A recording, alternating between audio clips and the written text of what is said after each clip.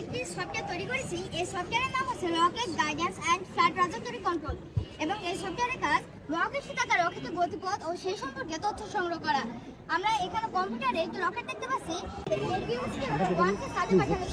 আমাদের প্রজেক্টের নাম হচ্ছে কিউরিওসিটি রকেট 1 এবং এই প্রজেক্টের কাজ ওর কথাটাই যেন উঠায় যে বিভিন্ন তথ্য সংগ্রহ করা এবং লেজার কমিউনিকেশনের মাধ্যমে পৃথিবীতে থাকা কম্পিউটারে প্রেরণ করা। এবং আমাদের এই কিউরিওসিটি রকেট 1 এ আমরা একটি 180 ডিগ্রি অ্যাঙ্গেলের নাইট ভিশন ক্যামেরা ব্যবহার করেছি। এই ক্যামেরাটি সাথে বিভিন্ন তথ্য সংগ্রহ করবে এবং আমরা এই রোবটটিতে একটি থার্মোমিটার, স্পেকট্রোমিটার, টেনমিটার সহ বিভিন্ন উপাদান ব্যবহার করেছি এবং আমরা এবং তাদের মাঝে কোনো বায়ুমণ্ডল নেই, সেজন্য এখানে রেডিও কমিউনিকেশন কাজ করবে না। আমাদেরকে এখানে লেজার কমিউনিকেশন সিস্টেম ব্যবহার করতে হবে। ধরি আমাদের এই কিউরিওসিটি রকেট 1 174 ডিগ্রি তাপমাত্রা রেকর্ড করেছে। 174 ডিগ্রি তাপমাত্রাকে প্রেরণ করা সম্ভব নয়, কারণ 174 হচ্ছে একটি দশমিক সংখ্যা। আমরা জানি কম্পিউটার সাধারণত বাইনারি সংখ্যা বোঝে, সেজন্য 174 সংখ্যাটি দশমিক সংখ্যা থেকে পৃথিবীতে প্রেরণ করতে হলে এটি প্রথমে বাইনারিতে রূপান্তর করতে হবে। 174 দশমিক সংখ্যা থেকে যদি আমরা উপরে করি 2 দিয়ে ভাগ করে থাকি, তাহলে আমরা বাইনারি সংখ্যা পাবো 1010110।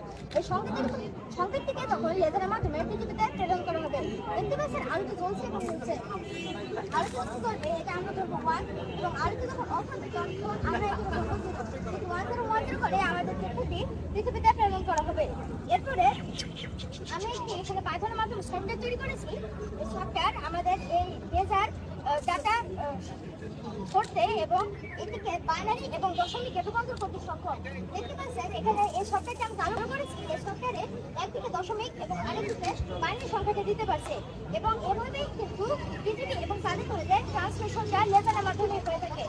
যেহেতু আমি রকেট সায়েন্স নিয়ে কাজ করছি, তাই এর কাজ করো। Very good.